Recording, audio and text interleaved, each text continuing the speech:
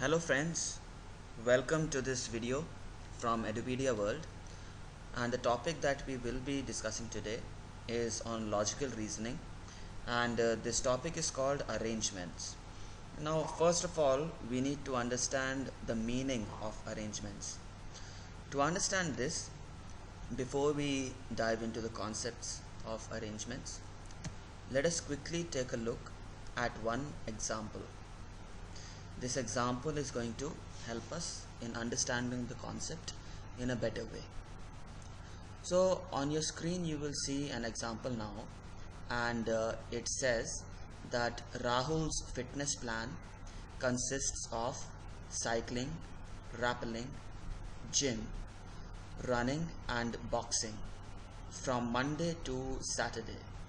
Each workout is on one day, with one day being a rest day. This statement is followed by a series of clues. Now our job in arrangement questions is to pay attention to the clues and get a clear picture of the sequence. So let us take a look at what the clues are saying. The clues tell us that gym is done neither on the first nor on the last day, but is done earlier than rappelling. We also know that running is done on the immediate next day of the rappelling day. Cycling is done on the immediate previous day of the rest day, whereas running and boxing were done with a 2-day gap between them. And there is one final clue which says that boxing was done on the following day of the rest day. So with these clues in mind, let us try to make a chart where we will put all of these statements in a form. Okay, so let's just go to this document and insert a table over here. Okay, now our job is to start working with clues which will give us a definitive starting point. So the first clue, that is gym is done neither on the first nor on the last day, but is done earlier than rappelling, does not give me a definite starting point. So I will park this clue for the time being and I will move on to the next clue. The next clue tells me that running is done on the immediate next day of the rappelling day. Okay, this clue gives me a definitive starting point, but let me see if I have a better starting point. Okay, I also know that cycling is done on the immediate previous day of the rest day. Running and boxing have a 2-day gap in between them, and boxing was done on the day following the rest day. If I observe the clues closely, I will see that rest day comes in 2 clues. So that is my starting point, because using the rest day as a clue, I can put 3 activities in a row. So I know that cycling is done on the immediate previous day of the rest day. Okay, so let me come to my table and I will say cycling, which is done on the previous day of the rest day. Okay, immediate previous day of the rest day. I also know that boxing was done on the day following the rest day. So I will put boxing over here. This was done on the day following the rest day. Let me come to my other clues now. I know that running and boxing were done with a 2-day gap between them. So that means running was done either 2 days before boxing, or it was done 2 days after boxing. Okay, I don't know which one. So let me try out both the possibilities. If I put running 2 days before boxing, where does that lead me? From the other clues, now I can say that running is done on the immediate next day of the rappelling day. That means rappelling will come just before running. Now the only activity that I have left is gym, and I know that gym is done neither on the first nor on the last day, but is done earlier than rappelling. So if I put gym here earlier than rappelling, it makes gym the first activity, which cannot be true. That means my assumption was wrong, and running cannot occur 2 days before boxing. So running will have to occur 2 days after boxing.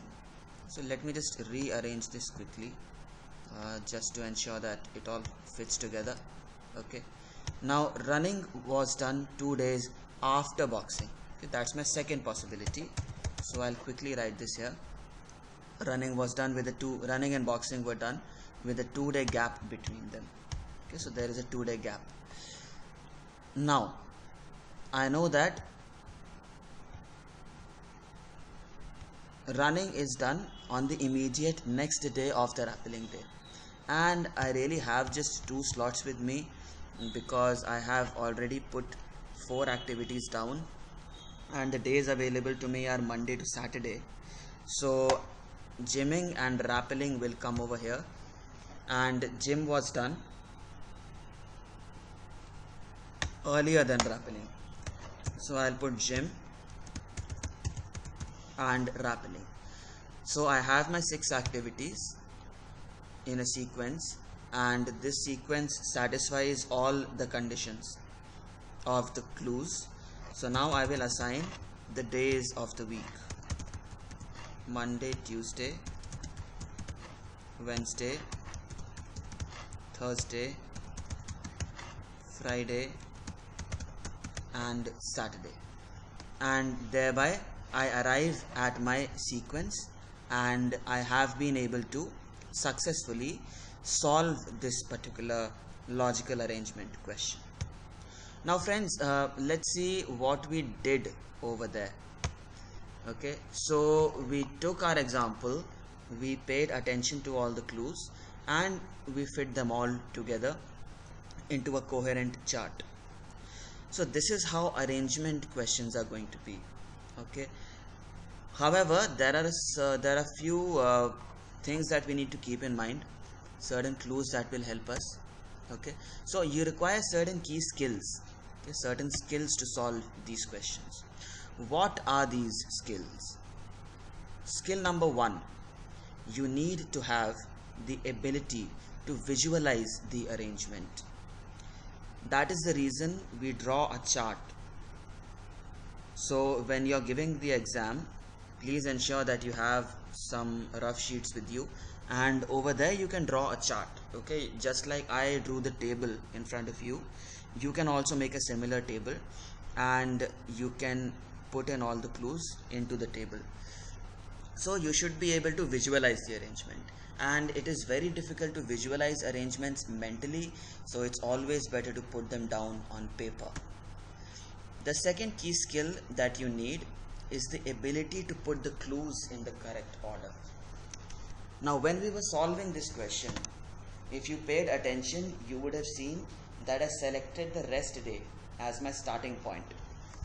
I did this because the rest day came in 2 clues, so it will provide the best starting point to me. And also I kept the order in mind, so after I put into order the clues that had the rest day in them, I started putting the related clues into the chart.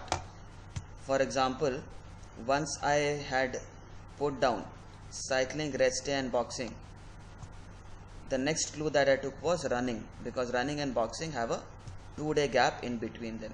So that gave me a direction with which I was able to work out my solution. So those were the key skills, okay, the 2 key skills that you need. There is a third skill also, the ability to decipher clues and know how to use them. Okay, so you need to be able to understand which clue is to be used first, which clue is to be used second, and so on and so forth. And finally, you should be able to make a diagrammatic representation of the clues. similar to the chart we made to answer this question. Okay, so whether it be a circular arrangement or whether it be a matrix, like the table that we made, or whether it be a linear arrangement, you should have the ability to put the clues down on paper in the form of a diagram.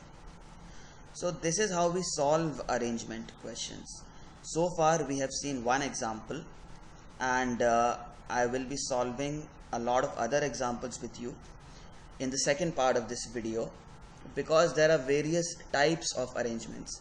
What we saw just now was a matrix arrangement, so you have to put in values in a table. We also have linear arrangements, we have circular arrangements. So one by one we will be taking up all of these as examples.